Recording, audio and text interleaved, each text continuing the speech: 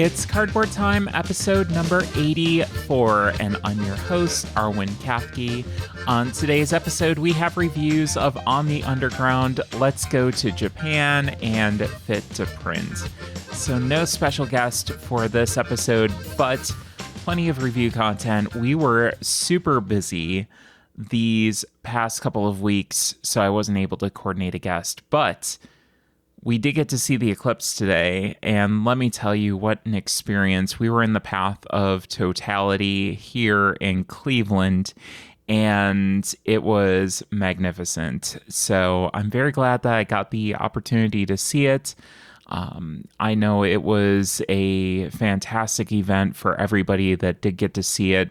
Unfortunately, I did see from some of my friends that basically they weren't able to see it because of the cloud cover. So that was unfortunate. But fortunately, I did, and glad that I did as well.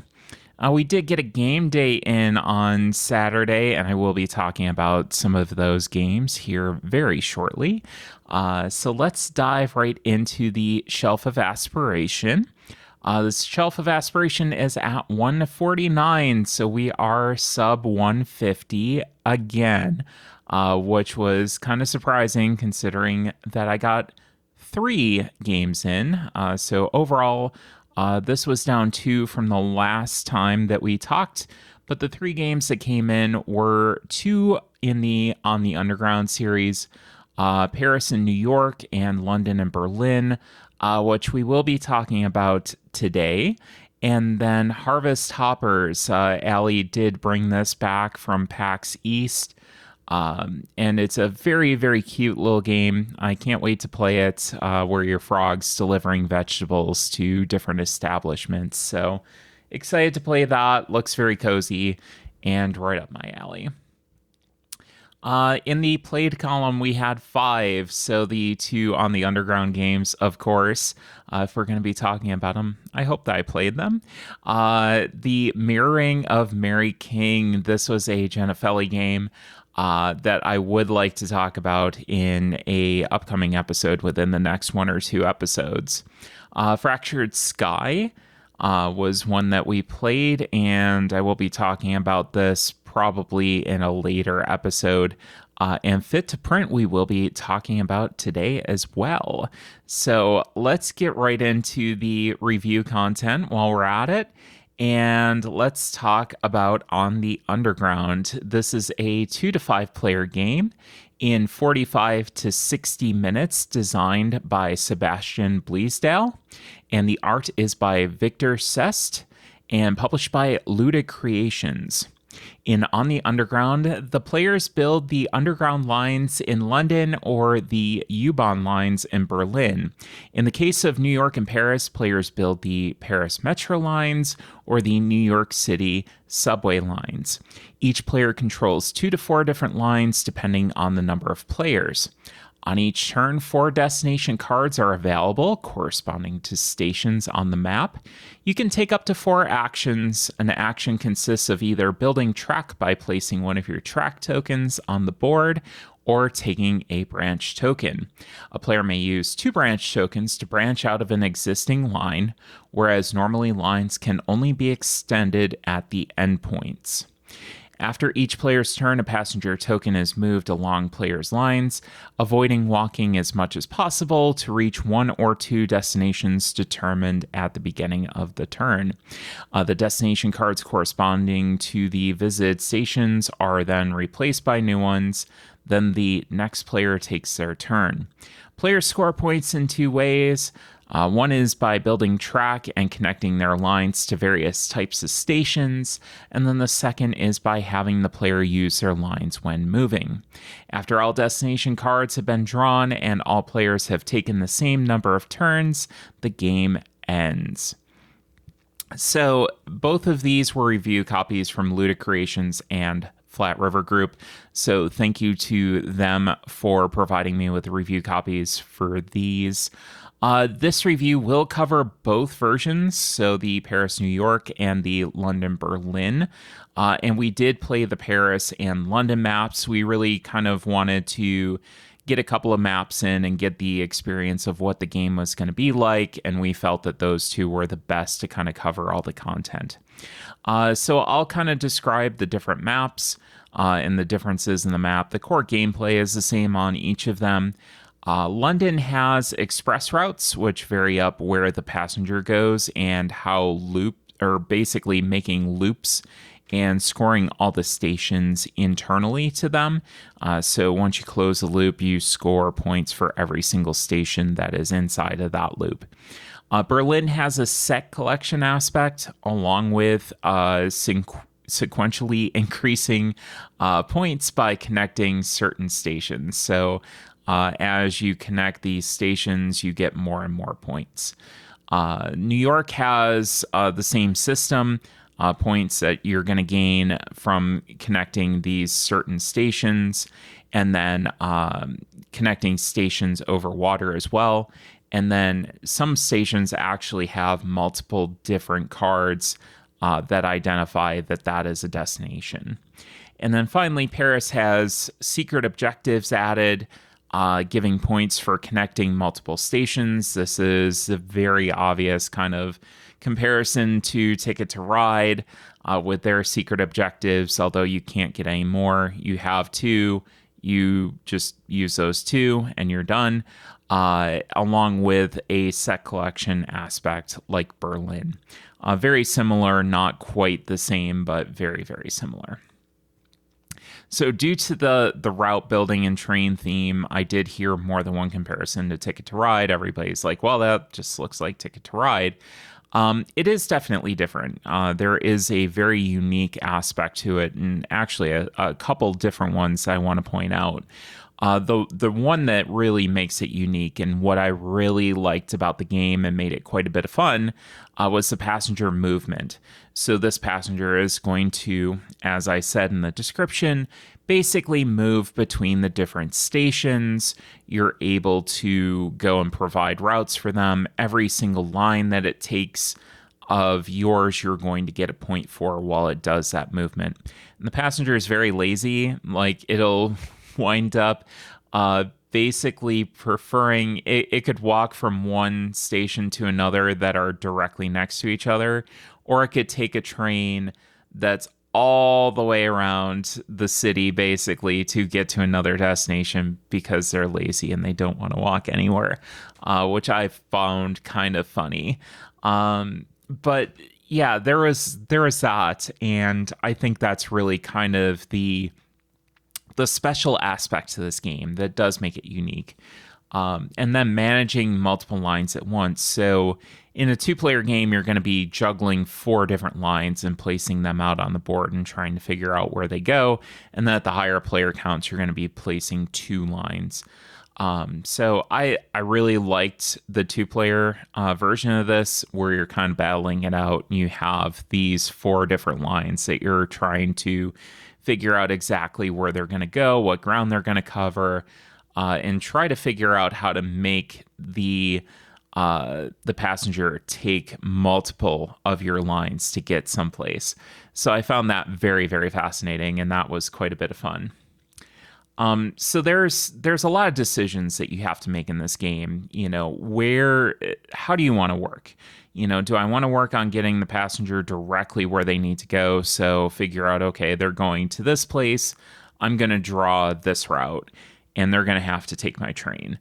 And just keep doing that so they're forced to take your trains over and over again. Do I want to work on maybe doing a better, efficient infrastructure and building out something that isn't so direct, but kind of steer them towards making them use my line in the long term? So, making loops and then branches off that will service, these different areas that they are going to want to take my line because they don't have to walk as far.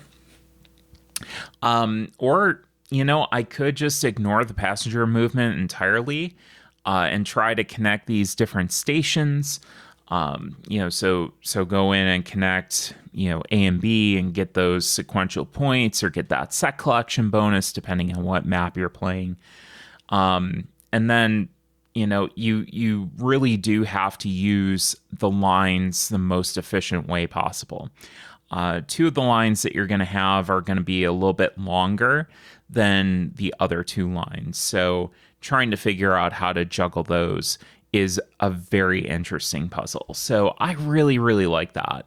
And I thought that gave a lot of good choice and a nice puzzle to use. So I did play this with Jordan. We both liked the London map over Paris. And that was for a number of reasons. I think the first being the express routes created more movement variety for the passenger. Oftentimes in Paris, it was very much stuck to one line that it really wanted to kind of use once it got into an area. So the express routes kind of created more of a variety of these different areas that the passenger was trying to go to. We liked the loop bonus and trying to make sure that we were able to manage that. Jordan was actually one short on his loop bonus, so he couldn't score it. And I was able to kind of figure out and optimize using the pieces I had the biggest bonus possible by making that loop. So that was a lot of fun. We did like the set collection aspect of Paris over London, or at least I did. I like that a little bit better than connecting the static stations. So the first person to get to a token was able to claim it in the Paris version, and then you were making sets based off of that. The graphic design of the text on the Paris board, I will say, while it was very thematic, and I can understand why this was a design choice, it was a little bit overwhelming and tough to read. So we had trouble in certain circumstances actually reading the text and placing the different markers of saying this is a destination that the passenger might go to. And then finally, the ending of Paris for us fell a little bit flat. We had blocked each other from really making any major additions to our point scoring routes that really had any value. And that turned into us just kind of taking turns getting branch tokens for the last couple of turns. It wasn't a huge deal, but it did feel a little bit anticlimactic when we were going in and we had all these routes that we were rushing to build and trying to block each other out, and that it just kind of felt like we had hit that wall of not being able to do anything towards the end. So I think, again, we would kind of take that London map over the Paris map. Not that the Paris map was bad. It was definitely different, but we did like the London map a little bit better. The Kickstarter itself, there was a Kickstarter that was run. They are accepting late orders if this is something that you're interested in. The Kickstarter did mention that the two boxes would have enough unique content so that they couldn't be combined. But I guess that may only apply to the deluxe versions of the game. I received both retail versions, and I was able to easily combine that into one box. So I'm not exactly sure where that was coming from, whether or not that was referring to the deluxe editions or not. I stored both of the components from both the boxes very easily into one box. I think if I had to purchase one box over another, I would steer towards the London or Berlin box. I found that a little bit more interesting looking at it after playing a couple of games. I would rather play Berlin than the New York side of things. I think there's enough similarity between the two boxes that you wouldn't be missing out on a huge amount of content either. So I would definitely kind of steer myself anyways towards London and Berlin if I had to make a choice. So as far as color vision goes, I do want to address this. I had a few problems with a couple of the colors used in the game. It's definitely important to know what colors are used on the board since the passenger movement is dependent on it. The passenger is going to want to take the least amount of lines possible. So you can kind of think of it as the passenger is extremely lazy. It's going to want to try to take, the minimum amount of lines. If, it doesn't have to walk, it doesn't want to walk first and foremost. But then they want to take the least amount of lines after that. And, I do feel like there was an issue at times, with a couple of colors on the board. The rails that I had to work with in my combination weren't that bad. I was able to easily see them. And that was at least nice that I knew what rail colors I was building off of. But I also did need to know what Jordan was using so that I could see, hey, is this one continuous line? Is this two lines? Where these intersect? Where these go? That kind of thing. So that may be a problem, for others as well. So again, I would have not been able to play this game at all if I had Jordan's set of colors. And I do feel like because pretty much all the colors are being used, that may be a hindrance to some people. So I'm not sure how I'd fix this. I might, go in and kind of examine the colors that are used and try to maybe dot some of the ones that are having issues that are close to each other, dot one and not dot the other, because it is a very thin kind of stick. But we'll see. So anyways, as far as my final thoughts go, this was quite an enjoyable game. It felt distinct enough from other route building games. And again, the main part of that is going to be the passenger movement system. The color vision aspect is still something that I do need to figure out how to fix. I will be doing that in my copy of it. But this was definitely good enough to warrant a spot on my keeper shelves. I did combine the boxes. I did take all the components out of the Paris and New York box and move them into my London and Berlin box. So I will have access to all four of the maps. But again, in the retail version, I was very easily able to do that, which kind of made me wonder why they were two different boxes. So I'm sure that was a decision that there was some justification for, especially regarding the deluxe version. I could see where some of those bigger tokens might not have fit in.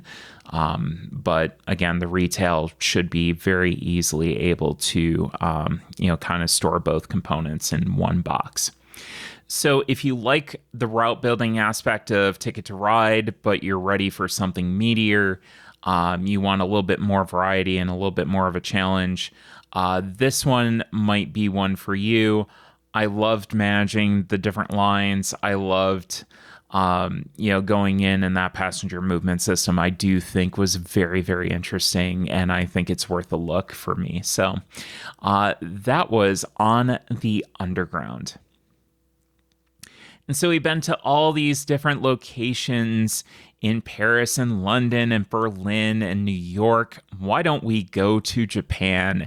And that is the next game that I have up on the list. Let's go to Japan.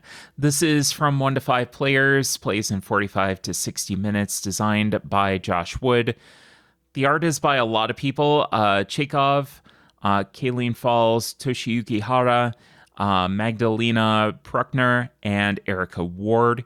And Chekhov, I thought was very interesting. I believe it was their artwork that they basically work on an iPad, and a lot of the artwork from this was based off of their work. So that was really cool. Published by AEG, if I didn't mention that as well. So in Let's Go to Japan, you are a traveler planning and then experiencing your own dream vacation to Japan. The game consists of 13 rounds in which players draw activity cards illustrated by Japan-based artists and strategically place them in different days in their week-long itinerary. These can't miss tourist attractions will have you bouncing between Tokyo and Kyoto as you try to puzzle out the optimal activities to maximize your experience while balancing your resources. The game ends with a final round in which you ultimately go on your planned trip, activating each of your cards in order along the way. The player who collects the most points by the end of their trip wins. So this was one that I backed on Kickstarter. We actually kind of joked about this game as far as the deluxe components in this. It was way over the top. There were little ceramic bowls that you could also get as part of the deluxe edition, and they're gorgeous. Which is a common theme in this game, but everything was very much over the top. So I was originally going to back the retail version of this, and then decided to go over the top and back the big, huge version of this. So the story, as far as I could tell, is that Josh Wood was planning a trip to Japan, and then the pandemic got in the way of 2020. Which it kind of inspired him to make this game. And really, the star of the show in this game is going to be the art and the graphic design. It is gorgeous. It is a beautiful game. It is lovely to look at. It's very eye-catching. So for me, this was the best part of this game by far. The art and the graphic design were absolutely wonderful.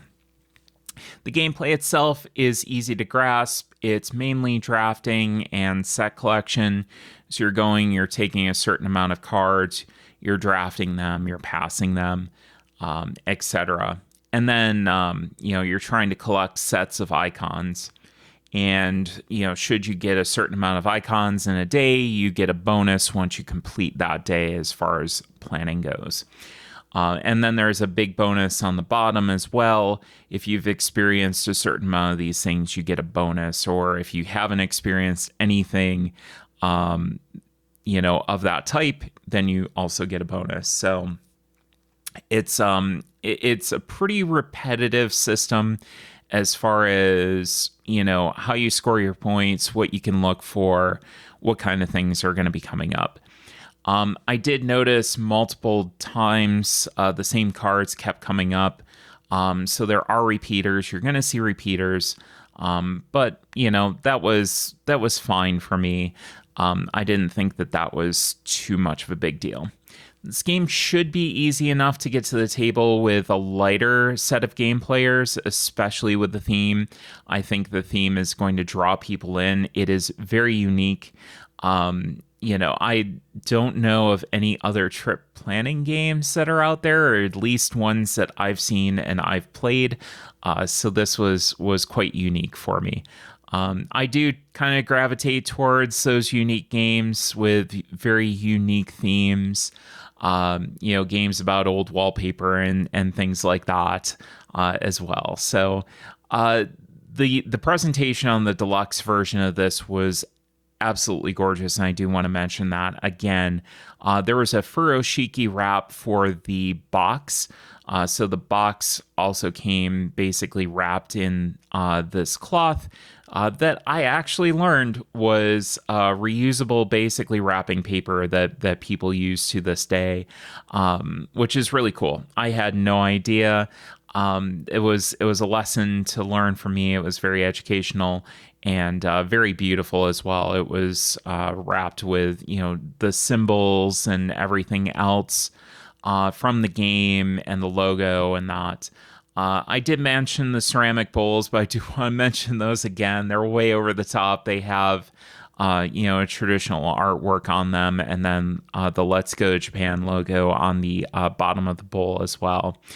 Which is great for storing all these crazy, great, chunky wooden components that you're going to get as well, for indicating your train tokens and things like that, which was very welcome. The mechanics to me were okay. Again,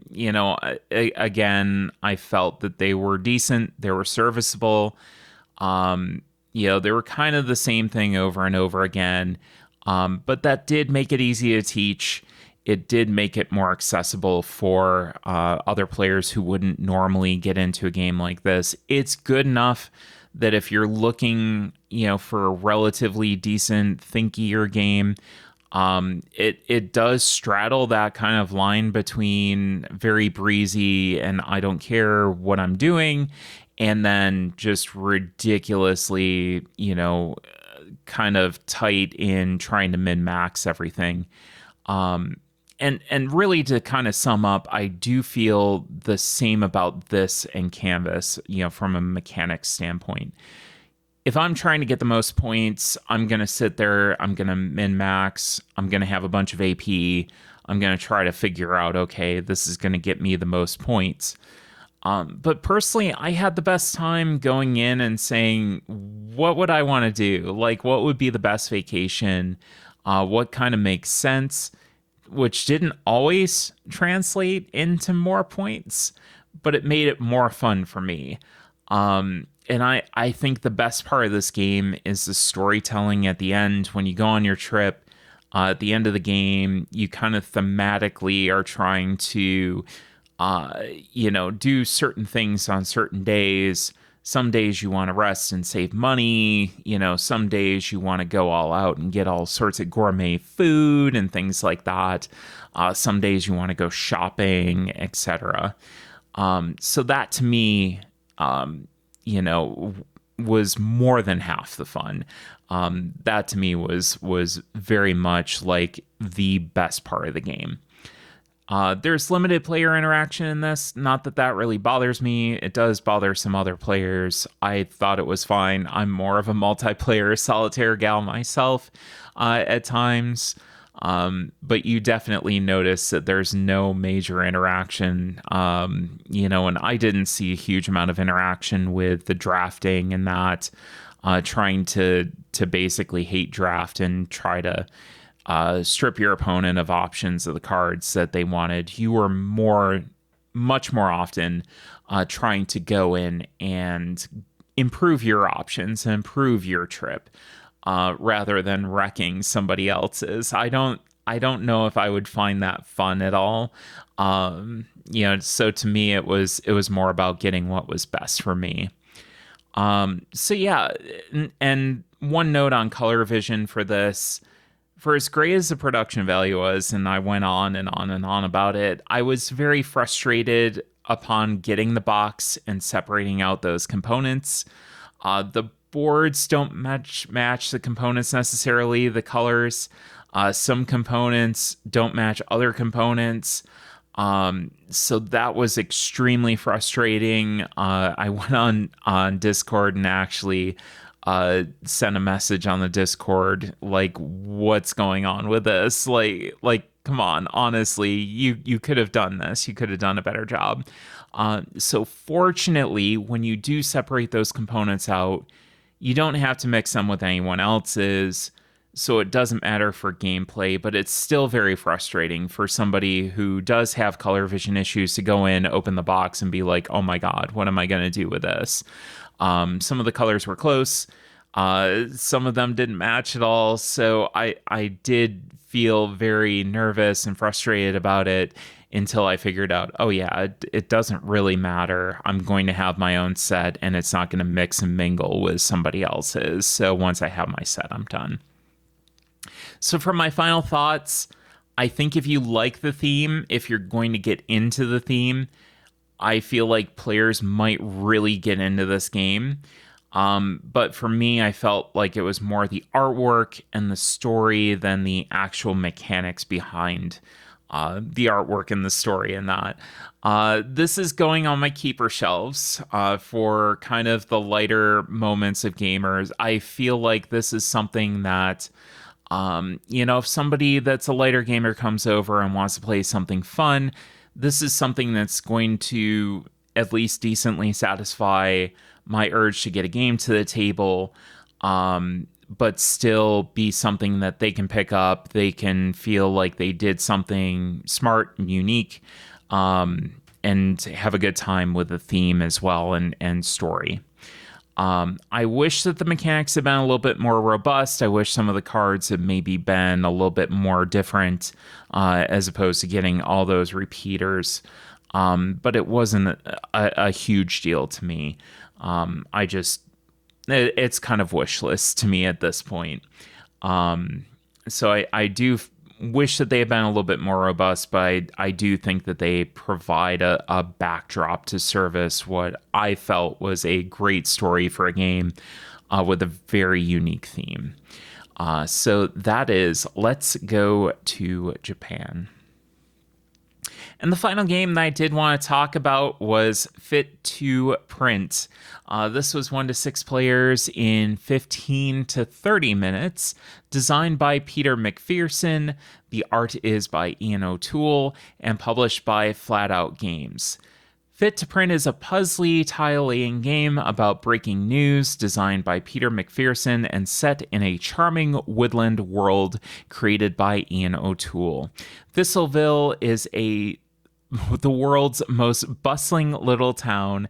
It's a challenge to keep up with everything going on, from who took home first prize for their baked goods at the community fair to who has been digging in Mrs. Brambleberry's carrot patch. As an editor at one of the local newspaper, your job is to tell their stories. The front page is due in just a few hours, and you have no time for perfection. Grab the big stories before the other papers get a chance, and make sure you get the right photos too. A newspaper is a business, so the money has to come from somewhere. Don't forget the ads. After you've picked out a combination of stories, photos, and ads, it's time to lay out the front page.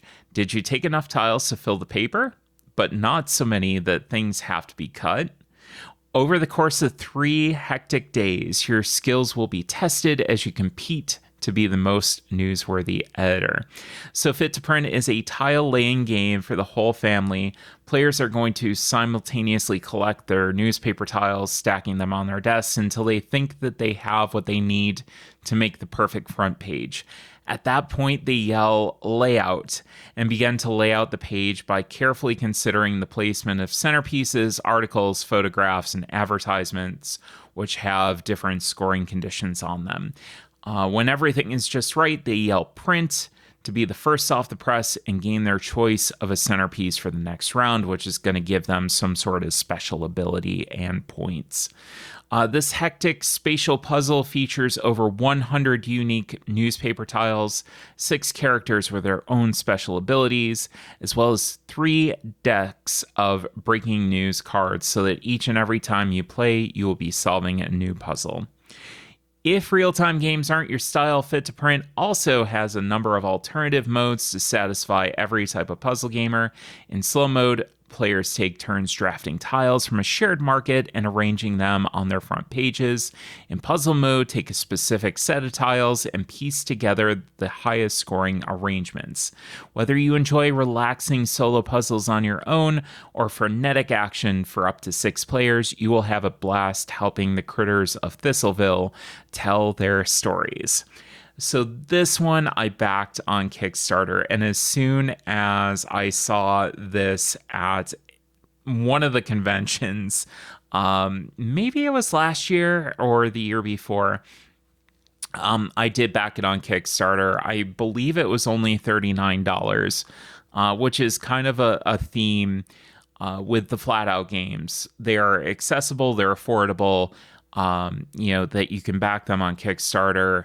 And they do come, with a decent amount of content and a little bit of a Kickstarter extra as well. So the easiest way that I can describe this game is a more accessible, more cute version of Galaxy Trucker. There are definitely differences, but if you're familiar with Galaxy Trucker, this is going to strike certain notes and certain feelings with you. The mechanics of taking the face down tiles and trying to, figure out if you can place them or not. And then the expanding footprint as rounds go on, that real-time aspect of it as well, of that tile placement. It's very much the same feeling as Galaxy Trucker. You're also going to feel the mistakes are frustrating, but they're easily laughed off. And sometimes they can be really hilarious too. I don't feel like this game takes itself too seriously. And I think the theme of this also helps with that. It's cute, it's woodland critters, putting out a newspaper, which I felt was so adorable, and I love that about this game. Um, I didn't think that I was going to enjoy the separate reporting phase, which is your tile collection phase, and then your layout phases. So in Galaxy Trucker, you're basically taking tiles and you're snapping them on a ship, and you're doing that in real time so you can see what you're building out. And in Fit to Print, you're taking tiles, you can't place them down on your board, at least in the standard mode, right? So you basically have to take something and figure out, maybe I took the right amount of pieces, maybe I didn't, maybe I took the right mix, maybe I didn't. It's kind of up in the air. You have a sense of it, but you don't really quite know. And I actually wound up liking that a little bit better. It wasn't as difficult as I thought it was going to be. It wasn't as frustrating as I thought it was going to be. It was just kind of fun. It was fun to see how I did and how I was able to lay out everything. And then, once everything was on the board, I looked at what I had left and I was able to move that around a little bit, before I was finally able to go and say print and be done. So that was a surprise to me. I thought I was really going to hate that, and I really did like it. The artwork and graphic design is spot on. It's very cute. I love the headlines. I love the artwork. It's got a great style to it as well, and it really does evoke laying out a newspaper. It's a very attractive game as far as table presence goes as well.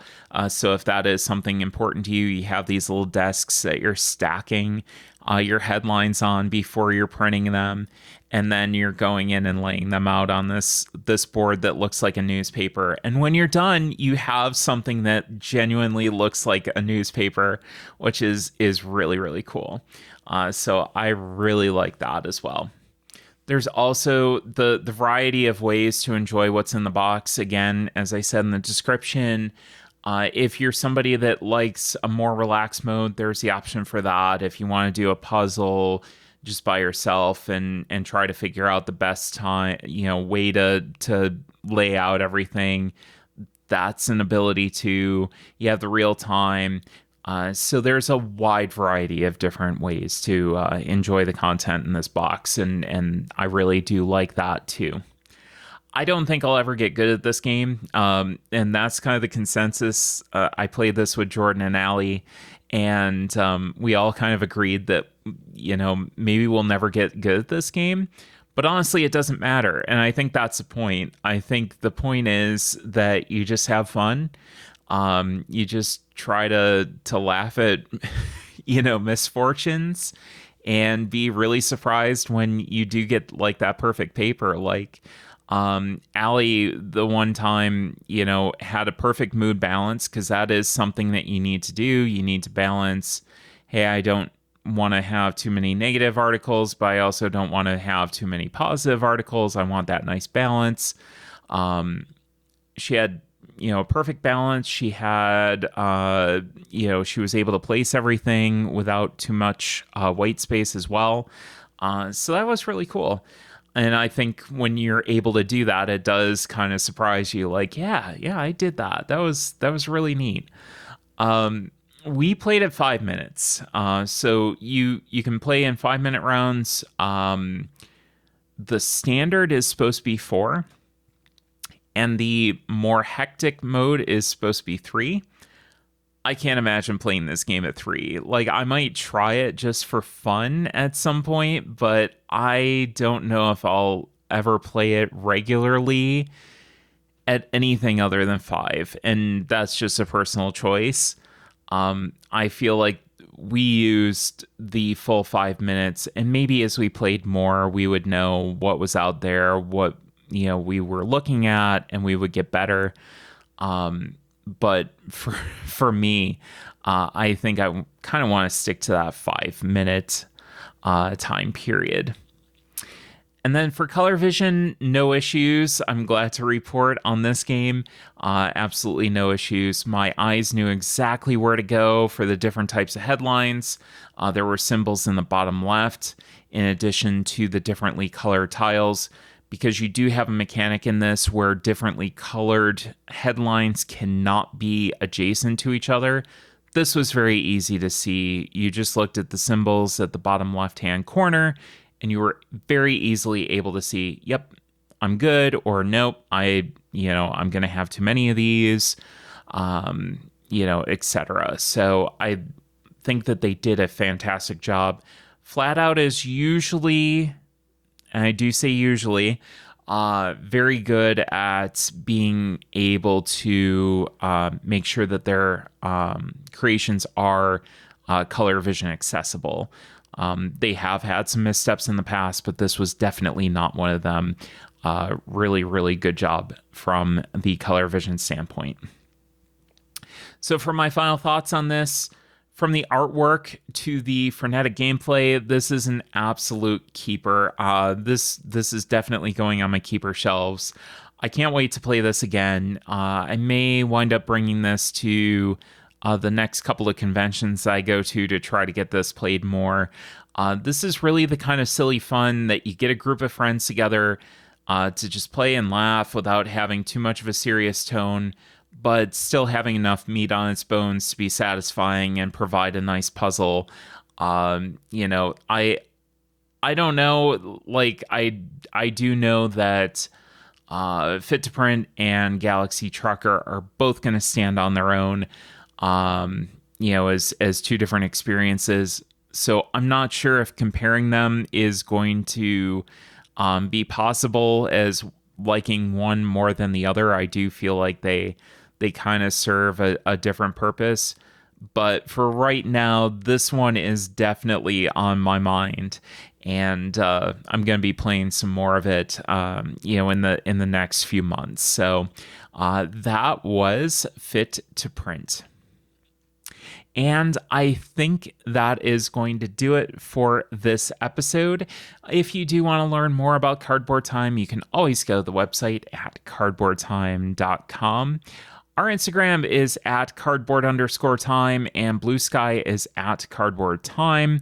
I am permanently off of Twitter at this point. I did post a note on there and said goodbye. I don't want to deal with the hassle of being on there. I have my reasons. There's a lot of horrible stuff that's going on there right now, and I prefer not to be part of it. So, unfortunately, if you are looking for me on there, you can follow my account, which will be posting nothing. So if that makes you feel better. But you can go to the Discord on the Tabletop Express server where I will be. You can always email me for an invite to that. And it's a lovely server with a lot of lovely people. And then any questions, suggestions, or ideas for discussion topics, you can email cardboardtime@gmail.com. And as always, thanks again for listening. We'll see you around the table in 2 weeks for another episode of Cardboard Time.